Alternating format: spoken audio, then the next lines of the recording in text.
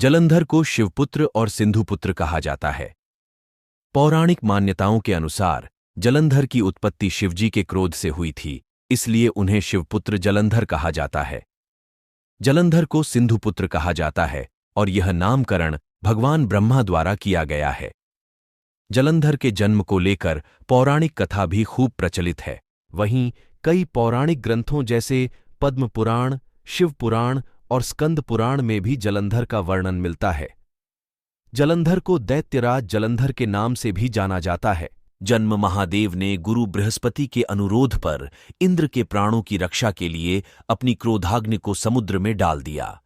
यह ऐसा स्थान था जहां समुद्र और गंगा का मिलाप होता है। इसे ही आज गंगा सागर कहा जाता है। शिवजी के क्रोधाग्नि से समुद्र से एक बालक की उत्पत्ति हुई।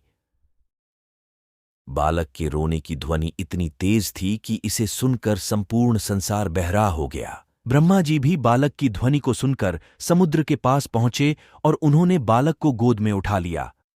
बालक ब्रह्मा जी की गोद से लिपट गया और रोने लगा। यह देख ब्रह्मा जी की आंखों में आंसू आ गए। ब्रह्मा जी द्वारा बालक का नामकरण किया गया। ब्रह्मा जी ने बालक का नाम सिंधुपुत्र जलंधर रखा। इसके बाद शुक्राचार्य को बुलाकर जलंधर का राज्याभिषेक भी कराया। जलंधर का विवाह वृंदा के साथ हुआ। वृंदा कालनेमी नामक असुर की पुत्री थी। वृंदा भले ही असुर की पुत्री थी, लेकिन वह भगवान विष्णु की परम भक्त थी। जलंधर आगे चलकर असुरों का शासक बना गया। उसे दैत्यराज जलंधर कहा जाने लगा। कहा जाता है जलंधर के पास जो भी शक्तियां थीं, उसका रहस्य उसकी पत्नी वृंदा की पतिव्रता थी। वृंदा के पतिव्रत धर्म के कारण देवता भी जलंधर से जीत नहीं सकते थे। इस कारण जलंधर को अभिमान हो गया था और वह संसार में आतंक मचाने लगा था। इतना ही नहीं, जलंधर देवताओं की पत्नियों को भी सताने लगा। वध जलंधर का आतंक बढ़ता ही गया। वह कैलाश पहुंचकर पार्वती जी को अपने अधीन करना चाहता था। इस पर शिवजी क्रोधित हो गए, जिस कारण महादेव और जलंधर के बीच युद्ध भी हुआ। लेकिन जलंधर की शक्ति के कारण महादेव का हर प्रहार विफल होता गया।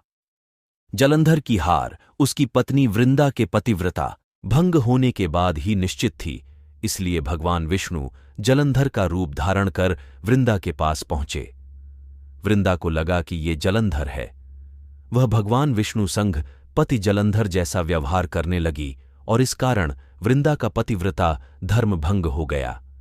इस तरह महादेव द्वारा जलंधर का वध किया गया।